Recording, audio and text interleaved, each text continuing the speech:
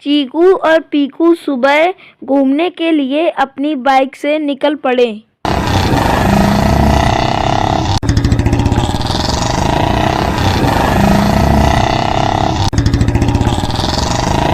कुछ समय चलने के बाद वह अपने गांव से काफी दूर निकल आए। कुछ देर चलने के बाद मूसलाधार बारिश शुरू हो गई।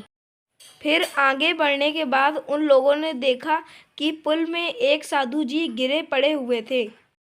तब चीकू और पीकू ने मोटरसाइकिल से उतरकर साधु जी के पास साधु जी को उठाने के लिए पहुंचे।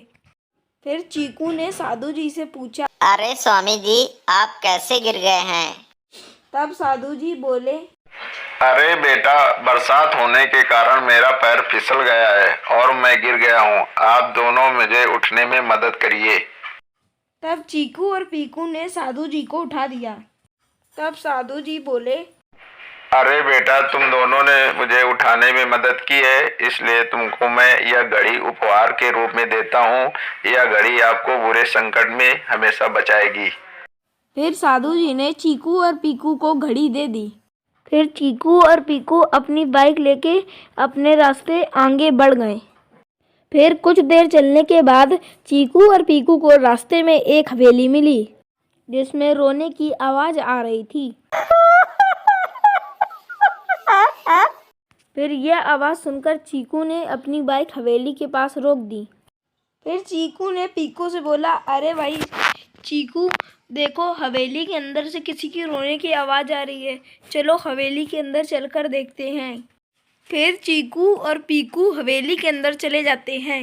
जैसे ही चीकू और पीकू हवेली के अंदर प्रवेश करते हैं, तब उन्होंने देखा कि एक लड़की बैठकर रो रही है। तब चीकू ने पूछा कि अरे तुम यहाँ क्या कर रही हो और क्यों रो रही हो? तब लड़की बोली, अरे मैं पास के गांव में रहती हूँ और एक चुड़ैल मुझको रात में उठा लाई है। तब पीकू बोला, अरे तुम डरो मत, तुम हमारे साथ चलो। जैसे ही पीकू ने कहा, वैसे ही चुड़ैल वहाँ पे प्रकट हो गई। तभी चुड़ैल बोली, अब यहाँ कहीं नहीं जाएगी और तुम लोग भी अब कहीं नहीं जा पाओगे। तब चुड़ैल ने बोला, लो संभालो मेरे वार को। और फिर चुड़ैल का बात चीकू झेल ले जाता है और फिर चीकू ने बोला, लो तुम संभालो मेरे वार को। ऐसे ही करते करते दोनों के बीच मसान युद्ध हो जाता है।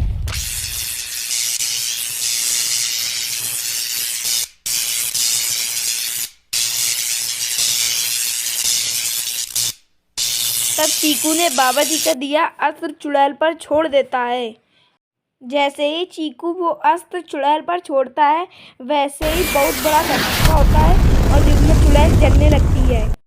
और बुरे कर्म का बुरा नतीजा। फिर चीकू और पीकू लड़की को लेकर वहाँ से चले जाते हैं। फिर चीकू और पीकू वापस अपने घर लौट आते हैं। सीख, बुरा काम करने वाले का परिणाम बुरा ही होता है।